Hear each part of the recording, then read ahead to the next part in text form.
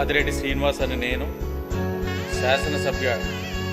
సభ్యునిగా ఎన్నికైనందున శాసనం ద్వారా నిర్మితమైన భారత రాజ్యాంగం పట్ల నిజమైన విశ్వాసం, విధేయత చూపుతానని, భారతదేశ సార్వభౌమాధికారాన్ని, సమగ్రతను కాపాడుతానని, నేను స్వీకరించబోయే కర్తవ్యాన్ని శ్రద్ధాశక్తులతో నిర్వహిస్తానని దైవ సాక్షిగా ప్రమాణం చేస్తున్నాను.